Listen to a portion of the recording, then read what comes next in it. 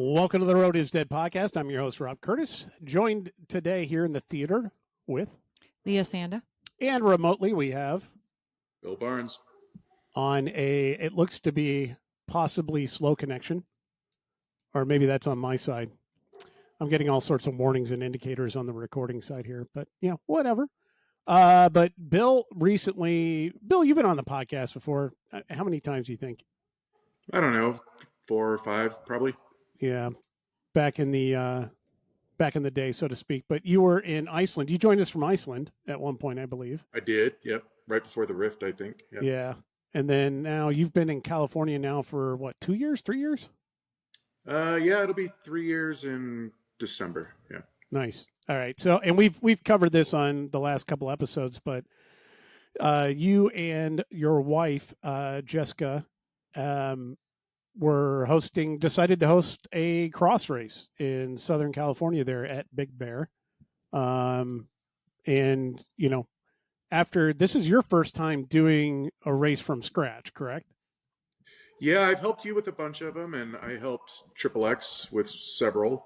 And then me and another race director put on the Lincoln Park Crit, but this is the first time I've technically had the race director title and done all the paperwork and everything else. Come up with the idea from scratch and the location, talk to everybody. And we thought it'd be a great opportunity for, while it's still fresh in your mind, to come on here and talk about kind of all the obstacles you had to run through, what all is involved, what kind of costs and things like that, because a lot of people don't get it.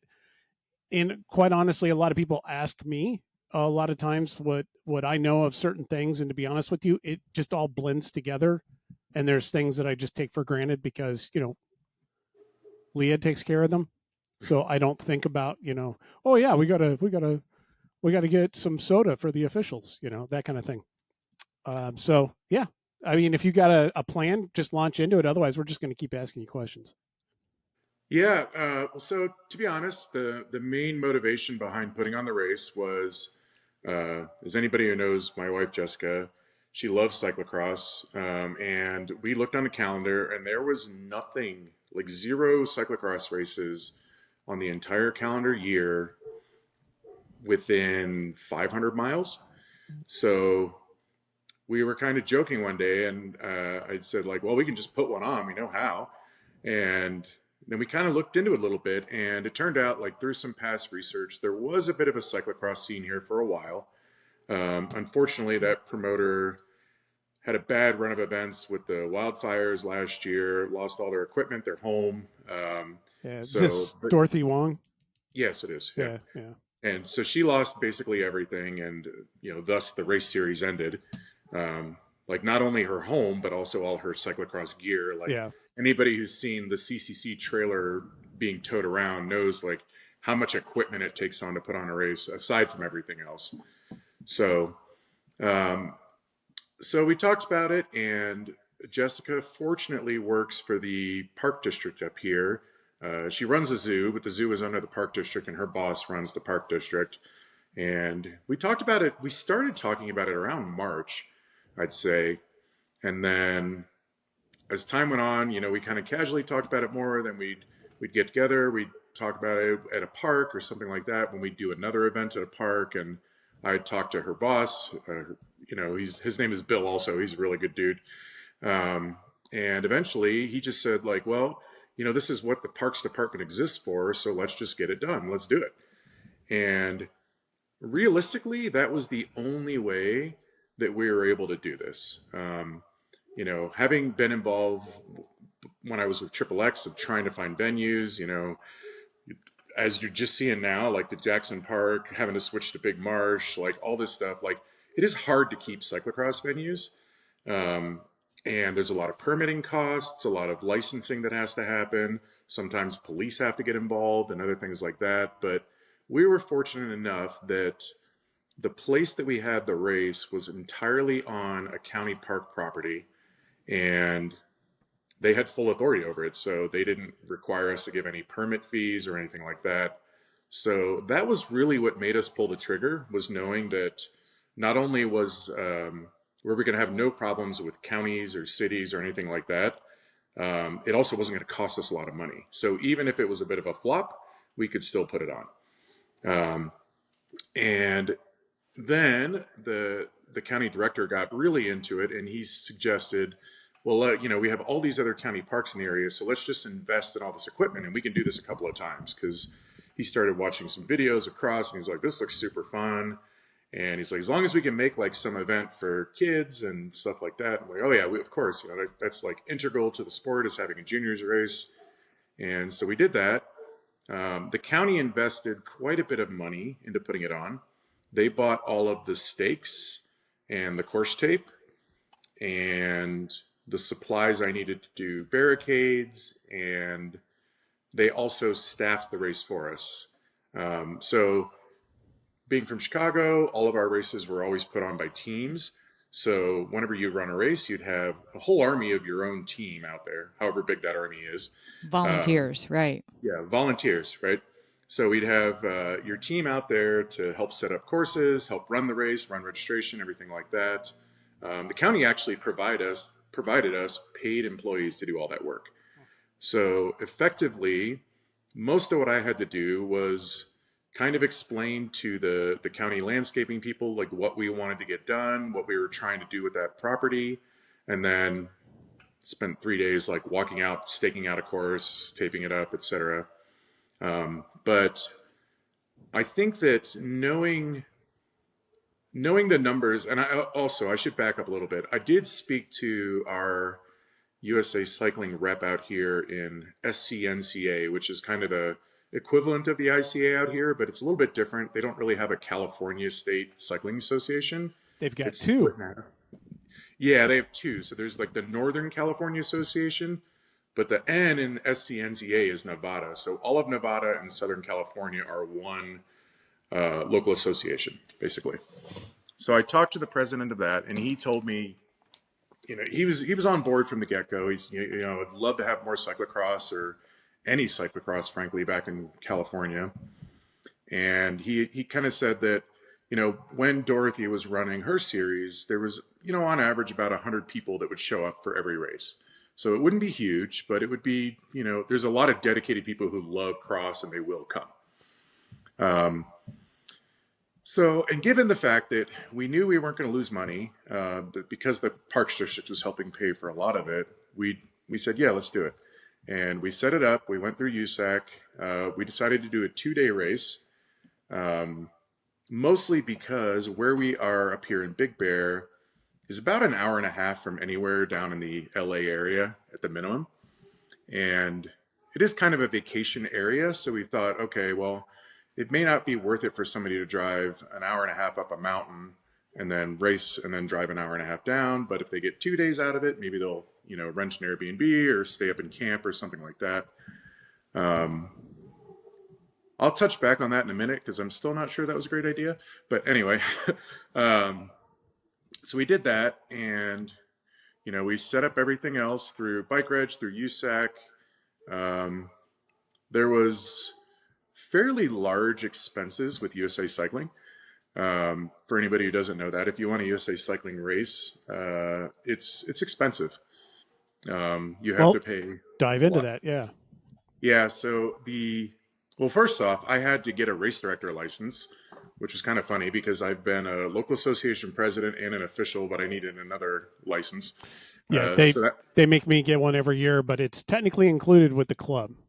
Yeah, if you have a club, you get one. I think, right? Yeah. Yeah, but I'm not the head of any club, so I didn't do that. What does that cost? Is it $100, $150, something like that? $150, yep. It's $150 for the race director license, and then the permit fees for a 2-day race, I think, came out to about $460. Yeah. So, I mean, it's not a ton if you have, 1,000 racers coming, but if you're only expecting 100, then it becomes a little bit much. But the real big cost was getting the officials here. And, I mean, I had 2 great officials come. Carla and Rich, they were fantastic. Like, not only were they really good at what they did as officials, they were very engaged with racers. Rich even did some cool video from the start lines and stuff like that. Like these are people who love bike racing, Nice. but I mean, and that's the only reason they do it, because obviously it doesn't pay very much to be an official. Most officials are that type. Yeah. Yeah. But living up here, which is over 100 miles from either of their houses, I had to pay mileage at the IRS rate, which is, I think, 71 cents. I might be wrong, but I'm not an accountant.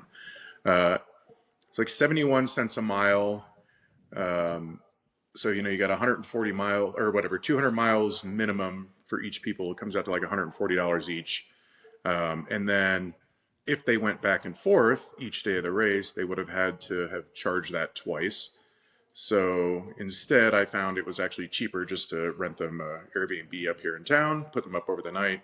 So I only had to pay mileage one way. And then the officials' fees are not incredibly high. I can't remember the number off the top of my head, but Leah, you probably know. Like, what do you make? Usually like 100 to 200 a day per person, depending on what level. Yeah, what level? Yeah, and neither one of them are more than like B's or C's. B's, yeah, they're both B's, I think, because they were both talking about taking the Class A, and one was talking about like the path to become a national commissar and stuff like that. Yeah, but no, that part wasn't very expensive. What does become expensive is the per rider charges at the end of the day. So then you're looking at like $6 for every racer, effectively. I think it was. Yeah, I think it's like $5.25 or $5.40 or something like that per rider. Yeah, but after California taxes, yeah, it's like $6 a day. So, even with our pretty meager racer count, the total amount of reg that we got in was, and I'll be open about these numbers because this was a public fundraiser for the zoo. That was one of the things the county agreed to let us do it if we like gave any profit to the zoo. Yeah.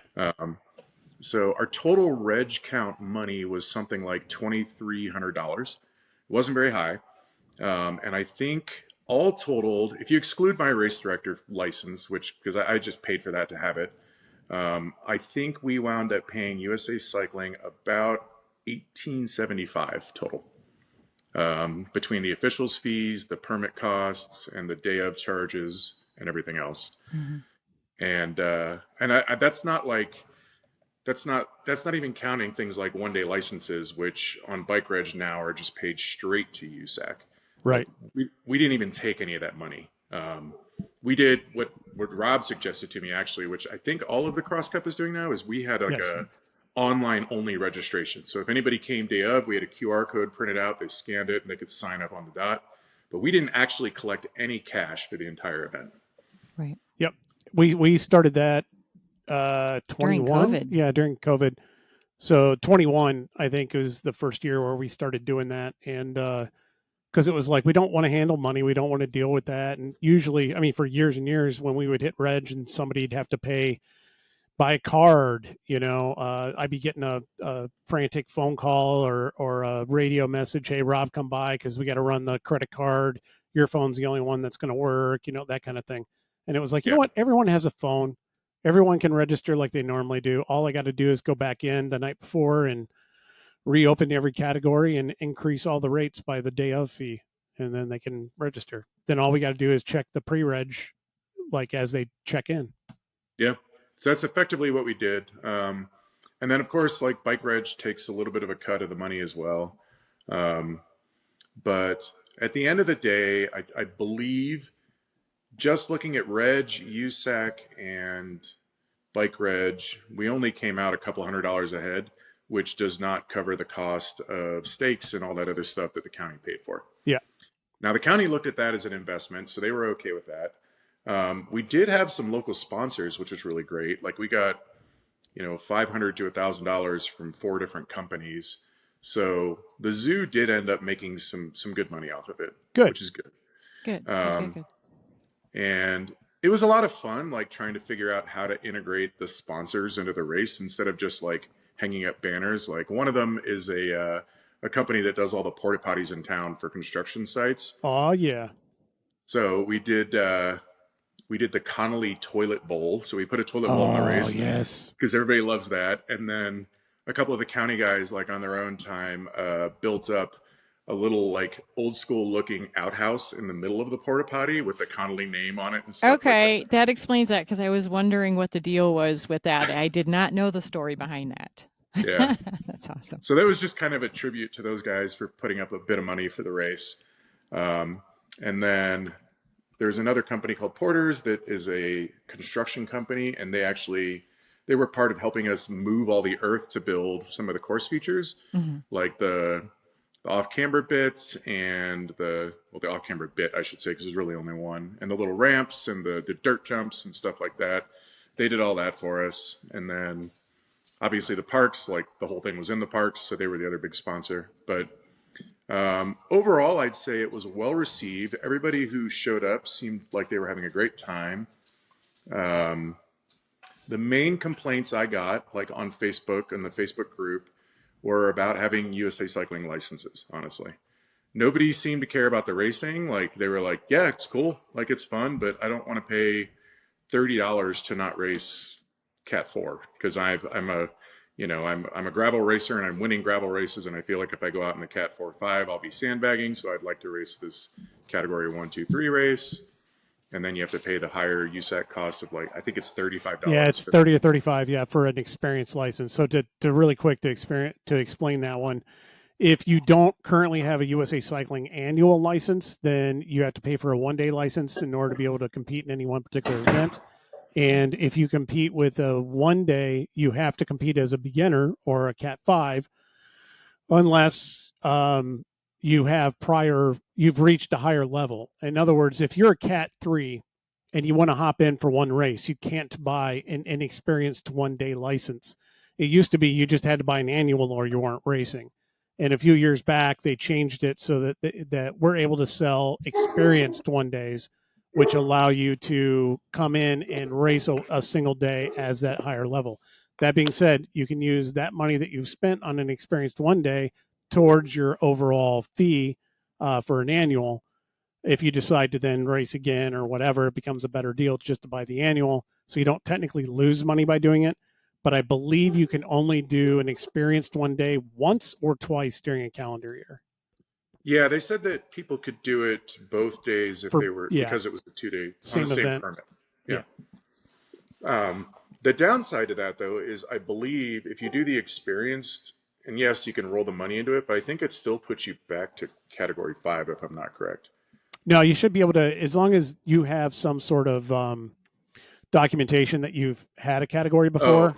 Yeah, so this was the people that were, so according to the officials that I worked with, they said it was self-identification that you belonged in the more experienced categories.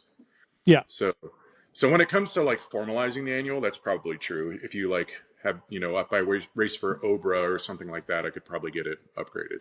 Yeah. But yeah, most of the people that were racing, the biggest group of people I would say were mountain bikers. The second biggest was gravel racers.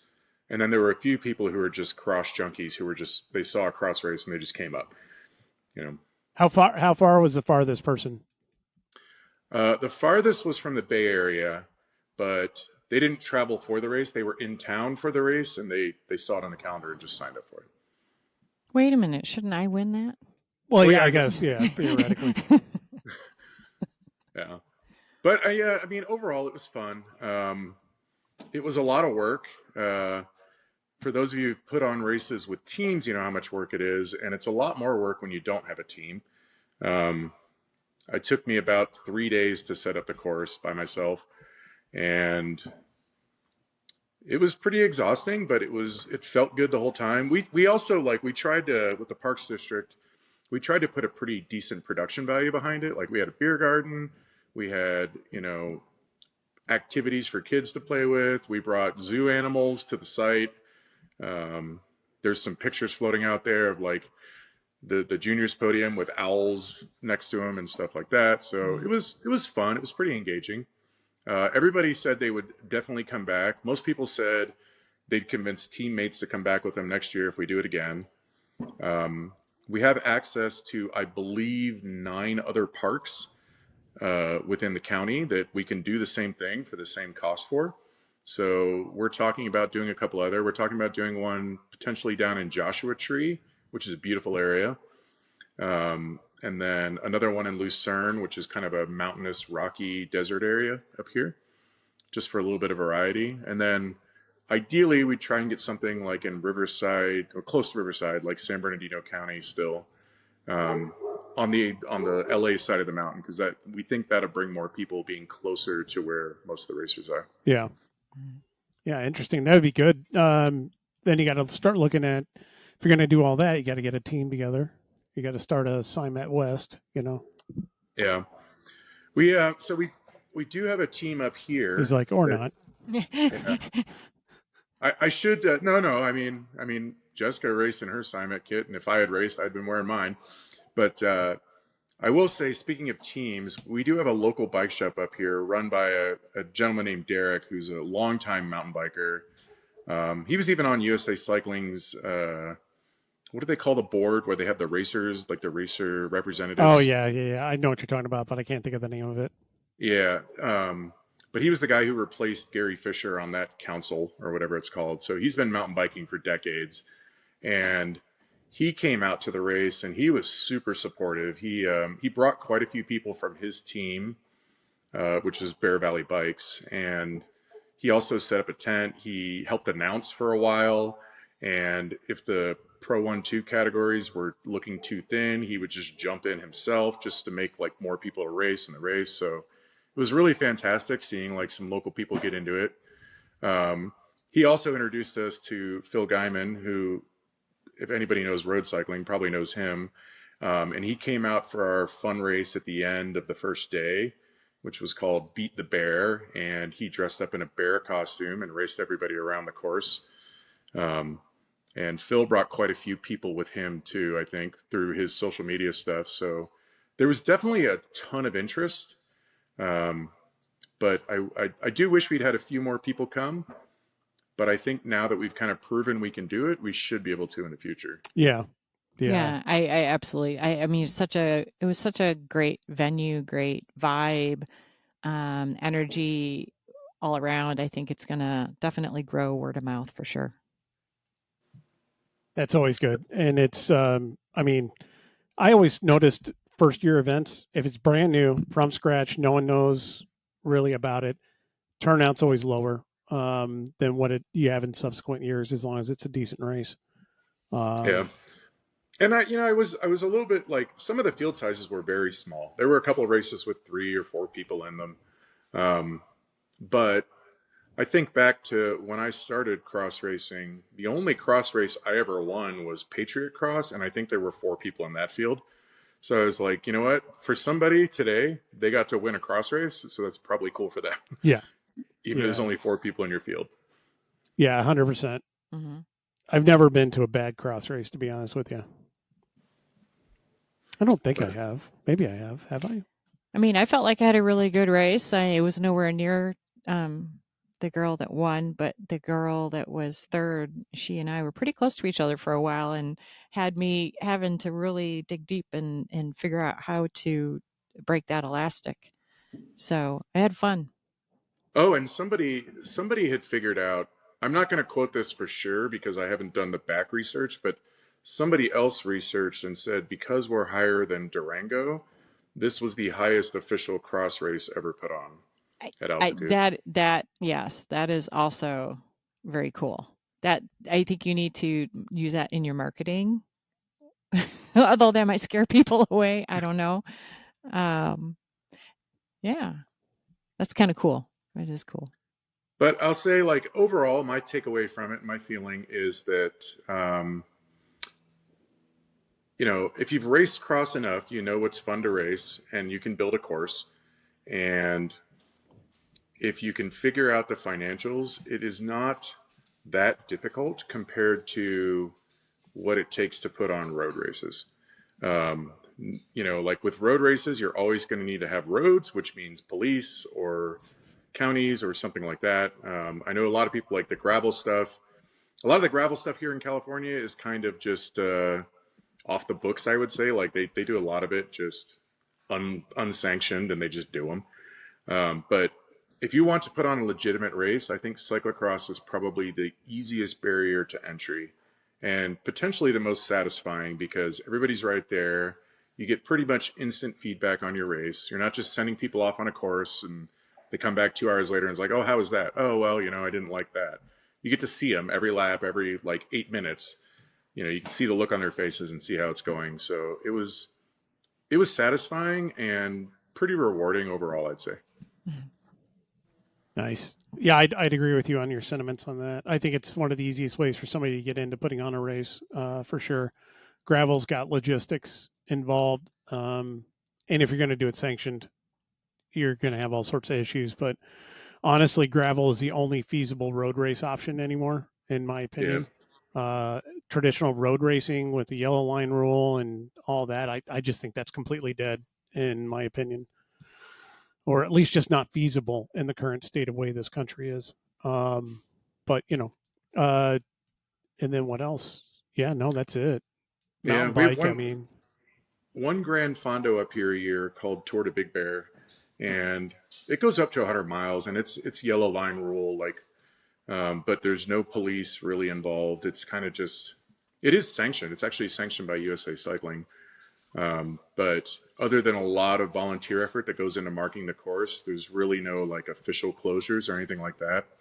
And it's a pretty big success. I think they get 1,000 to 1,500 participants a year. yeah. But to be honest, the town sentiment is they hate that race. Why is that? Because getting around town is almost impossible when you have roads full of cyclists. And there's so limited number of roads here. Like there's only 2 ways to get downtown, and both of them are on the course. So people generally don't love it up here. Like the locals don't love it, but people still come from miles away to do it. So Yeah. it's a success. But Yeah, I get it. That's one of those where, yeah, I totally understand it. Logistically, you basically freeze out the locals.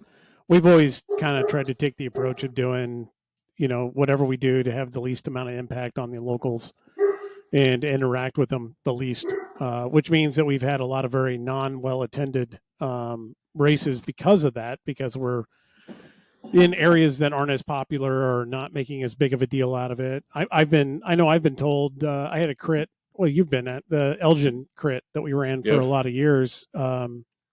There's another Elgin race, and it's part of what was Intelli before that, Prairie State, and now Grit.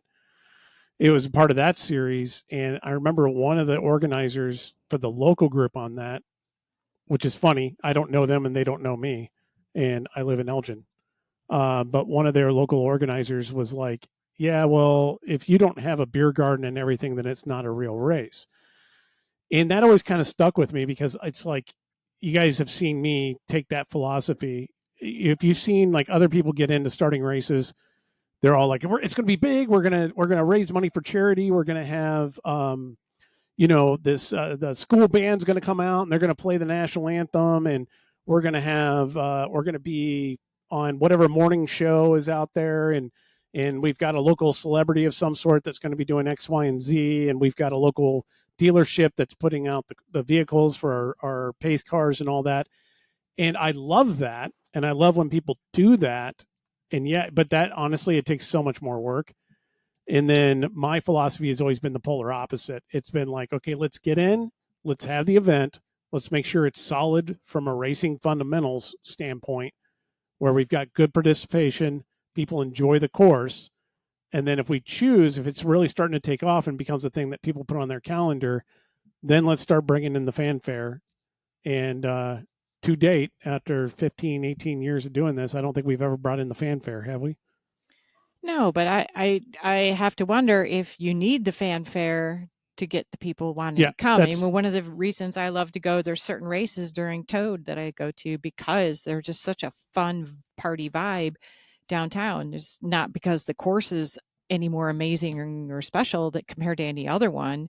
It's the hangout factor is so high. Yeah, the vibe is definitely the most important part, is what I've learned after all these years.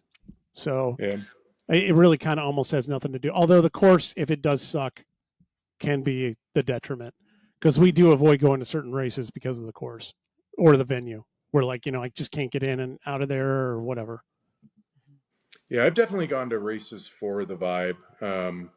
Even crit races, when we used to go down to Gateway Cup, those were some of the funnest races because it was just a party around the whole scene.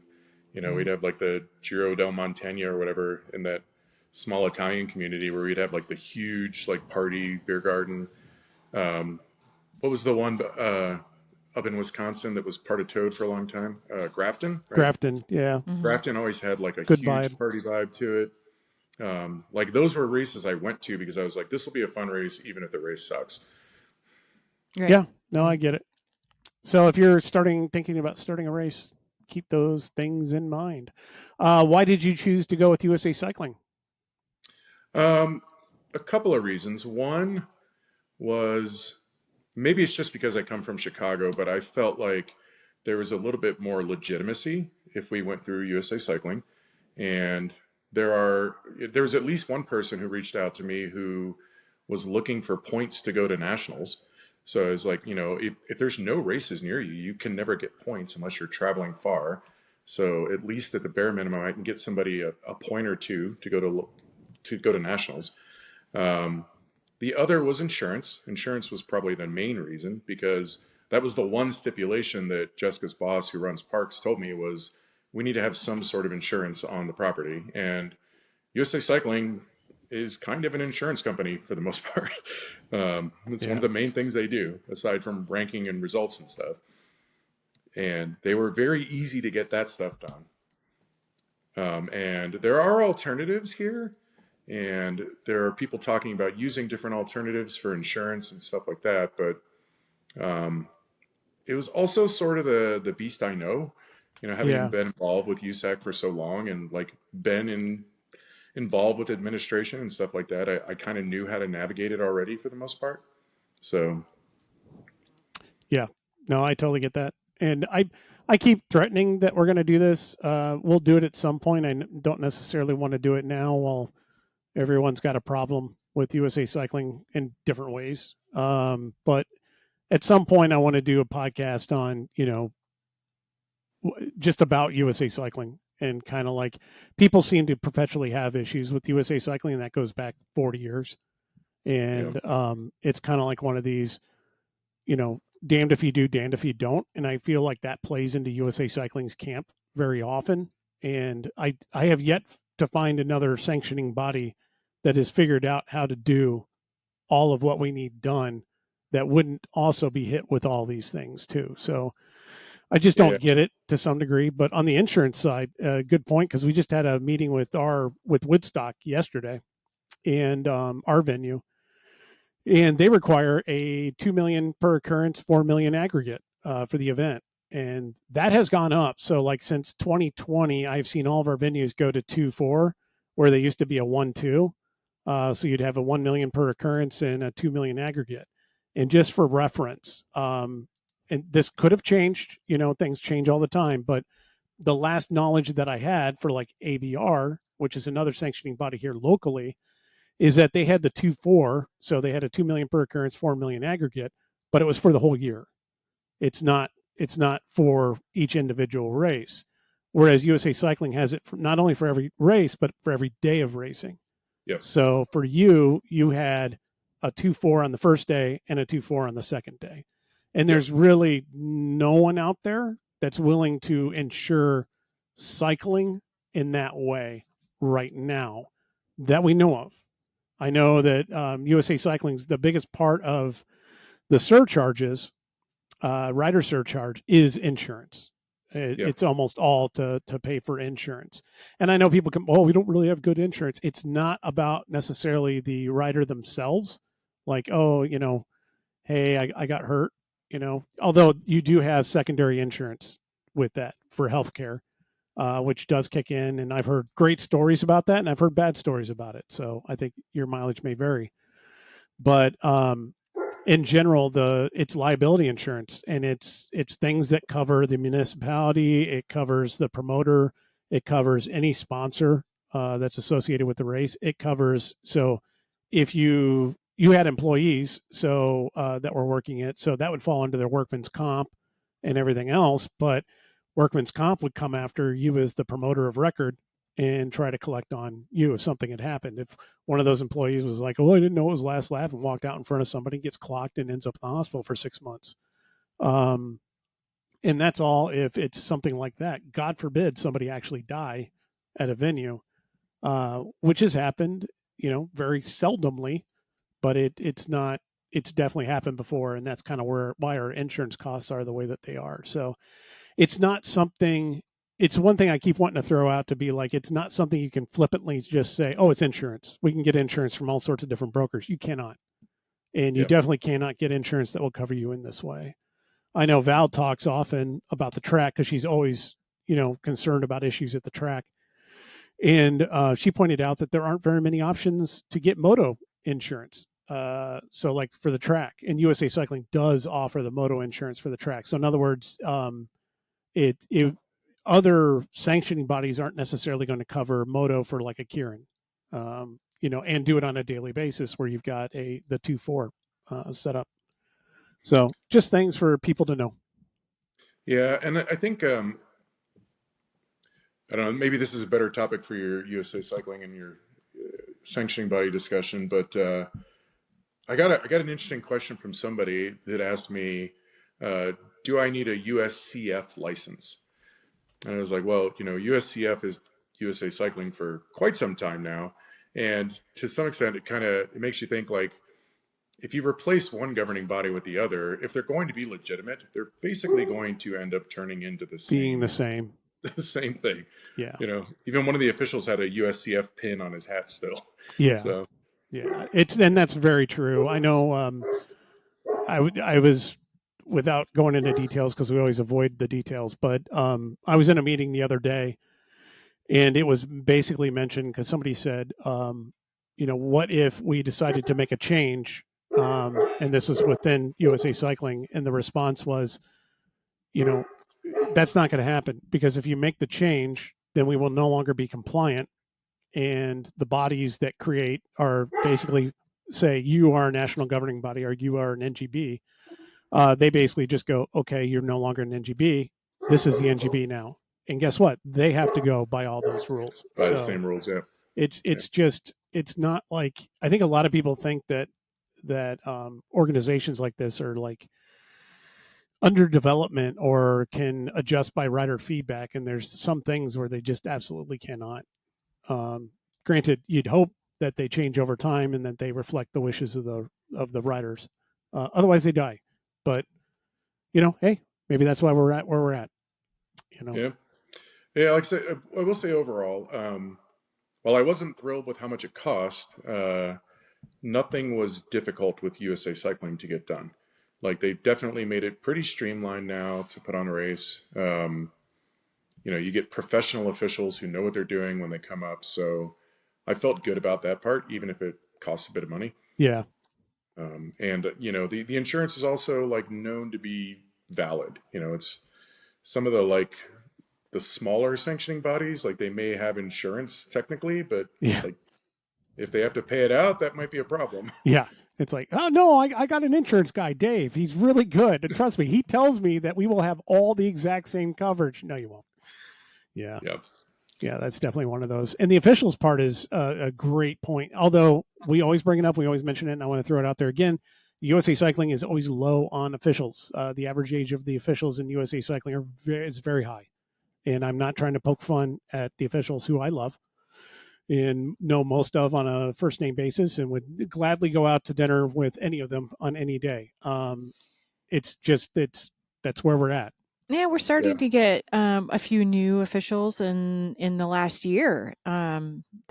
So it's been nice to see some more starting to trickle in. Personally, I would say Tim Ratcliffe. I want to mention you. You're doing a great job. It's amazing. Tim, a Rage jumping in. Ricky Beja for a few years now.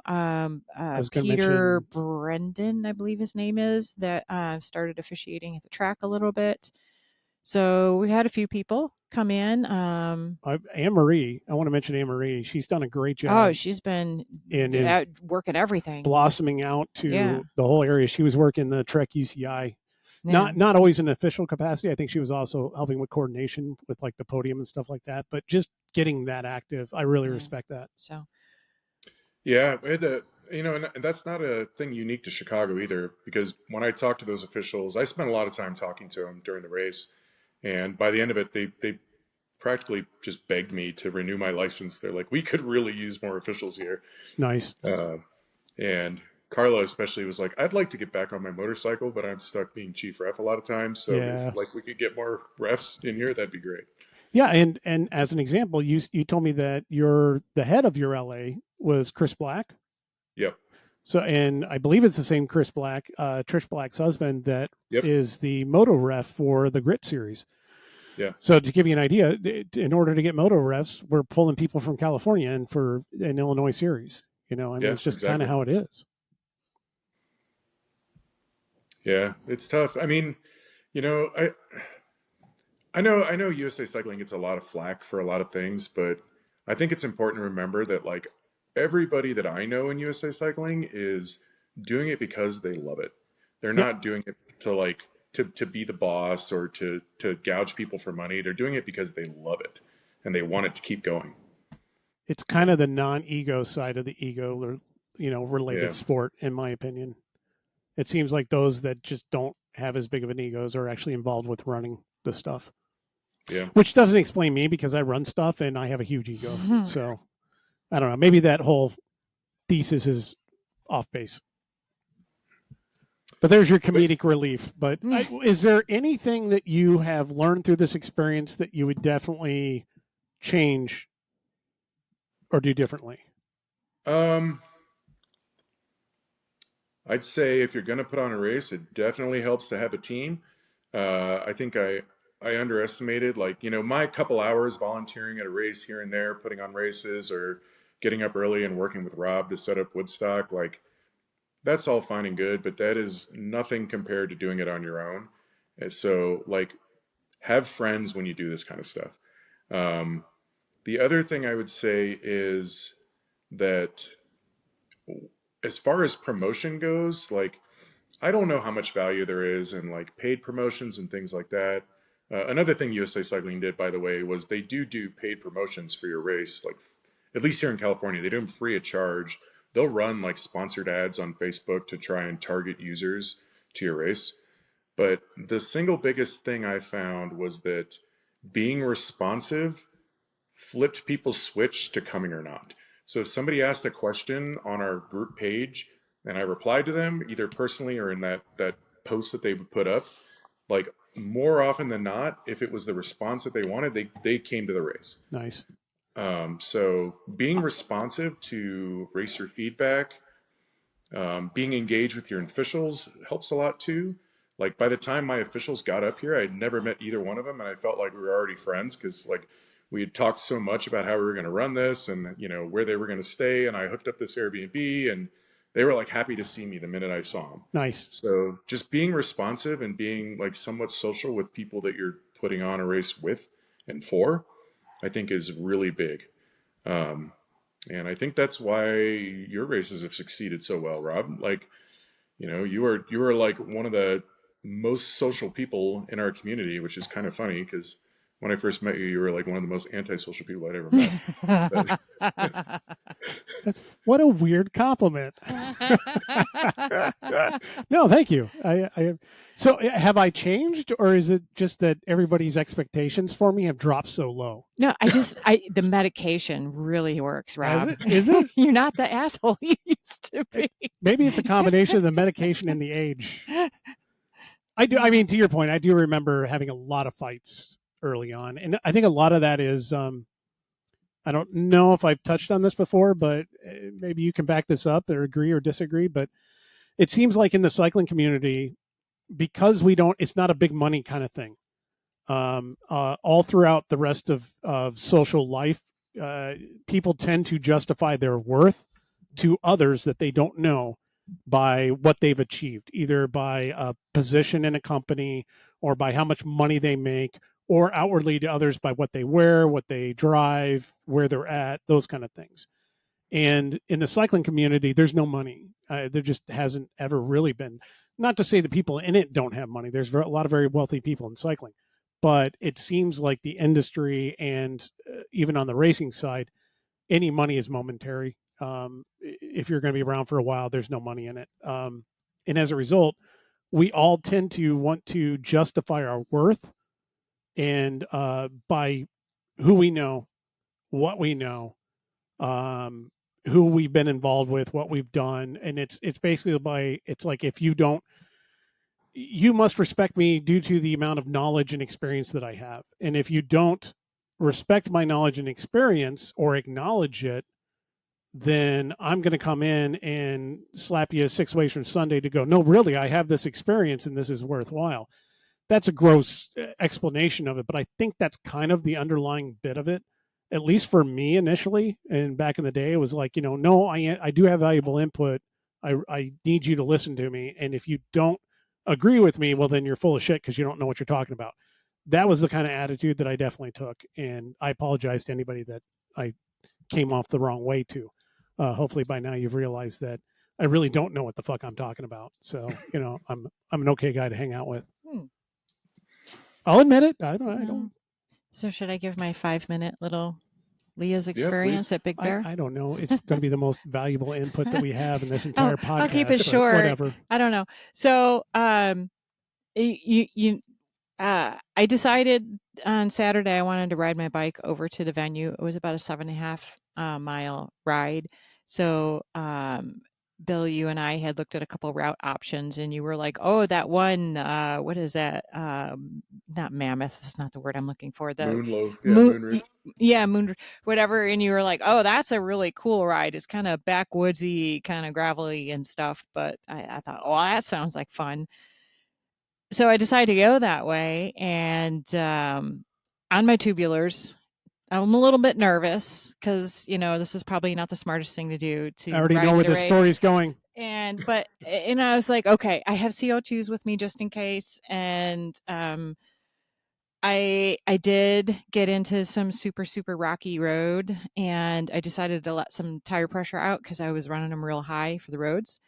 And that was maybe a mistake. I did get a little bit of a slow leak. It didn't go flat, but I could definitely feel I was starting to hit the rim on occasion. So I stopped and threw some air in it, and I didn't make it very far before it was starting to hit the rim again. So I stopped, and this time I just threw the whole rest of the CO2 in there. I'm just going to pump this guy up as hard as it'll go, and it stayed inflated for the last 2 miles of the ride to the race, and it was a beautiful route. I would totally 5 out of 5 stars ride it again, this time more prepared. But we could not get sealant to seal, which not surprising. It's a tubular. It's got an inner tube inside the casing, and you never know what you're going to get. And tried. So I missed my race that I had signed up for, which was the Masters race, which was 30 minutes because I thought the elevation was going to kill me. Now, fortunately, I had my mountain bike up there, but it was back at the house. So I went back and got it and came back and jumped in the 1-2-3 race. And I thought I was probably going to die. And I had an amazing race. I'm really surprised. My experience riding up Mount Lemmon is when I hit around 7,000 feet, I have a real hard time breathing. So I thought, I'm not going to be able to pedal for shit up here at this elevation. It's 7,000 feet, right? I felt amazing. I felt really, really good. And the mountain bike wasn't horrible, actually, except for that section out by the toilet bowl that was super narrow, and my bars are about a half a mile wide. And I felt like I had to stay in the exact center of the lane. Otherwise, I was going to start ripping out stakes on either side. So that was a little bit tricky. But I had a lot of fun. But I tell you what, day 2, that caught up with me. Really, I think it was more the elevation caught up with me than the race that I had done on Saturday, because I was exhausted on Sunday.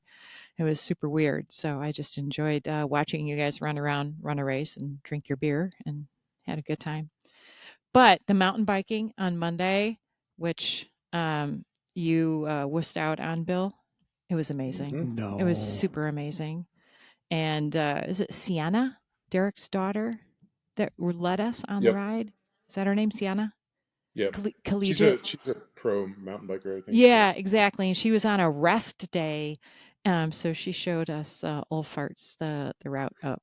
I love riding with pros on rest days. Let me tell you. No, she was going really slow. It was super fun. It was a great ride. It was beautiful, and I'm so glad I got a chance to see you and Jess and play bikes and cross and mountain and get to see a lot of Big Bear. So I will absolutely be putting this on my calendar if you do this again next year.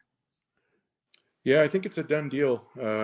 We've already kind of decided to. We talked to the park district, and they just want to go bigger. They're like, let's do more. Let's do a couple of these. Let's pick other parks and try to make a thing out of it.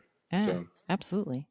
So I'm actually supposed to go tour venues next week with Jessica's boss. One down in Joshua Tree, one in Lucerne, which is the more mountainy, rocky one I talked about. But it's the same deal. It's still all county stuff. So we don't have to pay huge permit costs and things like that. And are you looking for next year? Or are you looking for something this year still? Next year. Yeah. I don't know if we have like between holidays and things like that. I just don't think we could put something together quick enough to do another one this year. I think you can. Well, I mean, if we did like a rinse and repeat of the same course, we could, but no, even, just in a new venue. I mean, weren't you there when we took over a race and had one within 3 days? Yeah, I was. And yeah, but we had kind of a captive audience. Yeah. Yeah, I think where you're at, where you're at, Bill, people need to plan ahead for that kind of stuff. Yeah, and to your other question about what did I learn, I think that if I'd been able to advertise a little bit sooner, we probably would have had a little bit better turnout. Because it turned out that there was another cross race in the Bay Area, the Bay Area is like 7 hours from us. But that still drew quite a few people because it's a regular recurring race and people know about it and they already had it on their calendars. I won't lie and pretend like Truck Cup had any impact on our race, but it was the same weekend. So yeah, it's definitely why I didn't go. Yeah. Well, I chose to go to your race, then go to Trek Cup. So, and I went. There's absolutely no way in hell I'm going to miss a Trek Cup. So you pick any other weekend, it'll be good, except for our race weekend, of course. It's about or any CCC race weekend. The Trek Cup logo right now, actually. Yeah. See. Yeah, right there. Yeah. No, it's live and learn on the scheduling kind of stuff. It's kind of interesting though. It's like with no races in the area and you end up on the same weekend as one other race. Yeah. Well, that's also part of the problem with the split local association is I talked to Chris Black about like what other events were going on. He's like, oh, there's nothing on the calendar. Like, oh, great. I'll pick the day that works for Jessica. Because the zoo is a big part of running the race. Yep. And it just so happened that like the next LA over, which is the other half of California, was running their biggest cross race that they have all year. So nice. I will not make that mistake again. Yeah. Advertising a race though and getting the word out, that's always the hook. Every race that we've had outside of the Chicago Cross Cup crosswise, it's always been hard to get the word out about, and we've had, I wouldn't say subpar, but not stellar attendance at those in the past. So I get it. It's kind of hard to do. You almost have to be in a series, or you almost have to create a series, Yeah. Yeah, I'm hoping, I talked to Dorothy a little bit actually, and we're hoping for next year that like maybe we can combine these things and make like a real series out of it out here. So yeah, it'd be nice. And series brings more racers too, if there's an overall or something like that. So even if it's a handful, because I have some people that go, the overalls don't really matter. It's like they do for some people. They really do. Yeah. Especially, I remember multiple times for like our kids, it was like, if we drag them to every race, they're going to end up being on the podium, regardless of how well they do in the overall, because not every kid's going to go to every race. So yeah. That's one of those where attendance becomes your achievement. The only achievement I've ever had in school was attendance. Yeah, I think the goal of this year was to say that we're here and we're doing cross, and I think we accomplished that. So I'm pretty happy. Nice. Yeah. Nice. And it would be really weird to see a good cross series happening in California again. That would be kind of cool. Because I've had a lot of California friends over the years, and cross never really seemed like. I mean, it was always kind of there. Dorothy obviously did a lot of good work back in the day with it, and CXLA UCI race that she had going there. But even back then, people were like, well, it's California cross, would joke and laugh. But now it's like, no, you're getting some Chicago cross out there. So whether you like it or not, and if it gets a little bit bigger and we can work out some travel plans, maybe I can even get out there and introduce them all to heckling. Mm-hmm. Yeah. Although it's been a while and I don't really heckle anymore. And apparently I'm not as big of an asshole anymore. So I love that Jess got everybody kind of introduced to hand ups for the Chase the Bear race. I think a lot of people were having fun with that. So. Yeah, she walked around and talked to all the people who were there, like whether they were relatives or just onlookers or some of the locals that just came for the beer garden. And she was like, she had like this giant bag of Twizzlers. She's like, what you're gonna do is when they come by, you're gonna offer them this Twizzler, or you're gonna offer them this shot cup full of beer. And they're like, they'll just take it while they're riding. She's like, you'd be surprised. And then, yeah, during that whole race, there was a whole line of people like trying to do hand ups and stuff. Yep. So. That's awesome. All right. Well, that's pretty much all I got. I don't know. Leah, you got anything else? Well, actually, speaking of my flat Flandrian tubular, I may need to call on our new little company here to see if we have any still in stock. I can almost guarantee you that we've got the tubulars on hand. And what she's talking about, obviously, is Tread Savvy. Go out to treadsavvy.com, TREADSAVVY. There's 2 V's in it. And check out all the cyclocross specific tires. I will say we've been cyclocross since day one. We're obviously going to branch out. I can tell you I've got some road tires on hand, and I've got some gravel tires now. Some, not a lot, that I should be running on some deals here in the upcoming week or two. Right now, they're just kind of sitting, and I haven't had a chance to take pictures of them and get them up on the website. So, one of those things. Daily life getting in the way. But anyway, go out to treadsavvy.com. You can still use code GRIT20, GRIT 20, to get 20% off of everything that you buy. And occasionally we'll run individual deals on individual tires. I think I got deals up there from a couple weeks ago and I haven't revised them. So get out. My laziness is your gain. Go out there and buy some tires. We do also have some glue on hand. We got brushes. We've got all sorts of stuff to help you glue those tubulars. So if you need them, let us know. Obviously, we have more than just tubulars. We got TLRs as well. And those are obviously flying out the door. So you got to check the inventory. When in doubt, even if it says we're out, send me a text message or a phone, an email, whatever the kids do these days to communicate. And I should be able to answer whether or not we have them on hand. But one thing that I always know that we have in stock is going to be our buttonhole chamois cream. You can always get that at treadsavvy.com, or you can get it at enzoscyclingproducts.com, or you can find it at your favorite online stores or, brick and mortar, which is where we prefer to sell it. So, hit up your local bike shop, see if they've got it on hand. If they don't, give them my name. And apart from that, Cymat, obviously. Wheels. We got some issues with some wheels right now. We're going to be fixing some stuff, but we're always available. If you got a custom wheel build, hit us up and we'll walk you through the process. Mm-hmm. Everybody get out and get to your local series, wherever that may be. Hopefully you're hitting some difficult races up in Wisconsin if you're in the area. If you're hitting some Chicago stuff, tomorrow or this weekend, we got Big Marsh coming up. I personally am actually going to go to a cyclocross practice tonight. So I may dismount once or twice and decide that these broken ribs are no joke and I need to not race on Sunday. But as of right now, I am registered. So we will see what happens. And apparently it looks like it's going to be a mudder, and which is going to be great, having a mudder in a place where basically you have toxic mud from an old steel factory. So welcome to Chicago. That's how we do it. And Tim Strzelecki is on his way out to King's Cross in Cincinnati. If you haven't noticed, we didn't have Tim here today. We actually didn't even ask him. He might have been able to join us on the phone, maybe on the way, but I don't want to interrupt him when he's traveling like that for a race that he's actually paying attention to and wanting to do well. So he's in race mode. So we tend to skip those. Including him on those podcasts. But so Bill, it worked out great with the timing. Thanks for joining us. I know we wanted to have you last week, but you apparently took a nap. Yeah, I was pretty beat after putting on that race, to be honest. Yeah, no, I get it. It's exhausting putting on a 2-day race, as I'm sure you know. Yeah, I got some experience with it. My notes from last year on our race were that 5-hour energy and a leave were the key to my survival. You just keep a constant supply of it going.